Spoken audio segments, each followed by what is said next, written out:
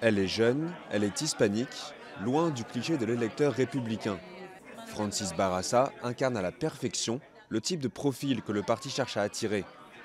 Récemment choisie comme responsable pour le comté de San Diego, elle vise avant tout à séduire les minorités. Le conseil municipal de la ville de San Diego s'est prononcé en faveur d'une réforme globale de l'immigration. Ça, c'était la première étape. Maintenant, comme je l'ai dit, il faut recruter des bons candidats parmi les minorités et être aussi très présent sur le terrain.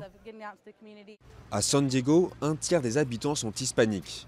Une raison suffisante pour que le parti républicain local, historiquement assez conservateur, change de stratégie. En défendant une réforme de l'immigration, il espère montrer un autre visage. Ici à San Diego, nous sommes au premier plan. Nous avons le passage frontalier le plus important du pays. Nous savons ce qu'une réforme de l'immigration signifie, à quel point elle est importante pour notre économie, pour nos familles. Après avoir récolté seulement 30% du vote hispanique à la dernière élection présidentielle, le parti sait que le défi à relever est immense. Sur le terrain, les jeunes hispaniques ne sont pas très convaincus par le discours des républicains.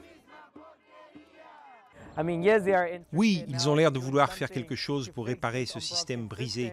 Mais c'est seulement parce que nous en avons parlé en premier. Et donc maintenant, ils y prêtent attention.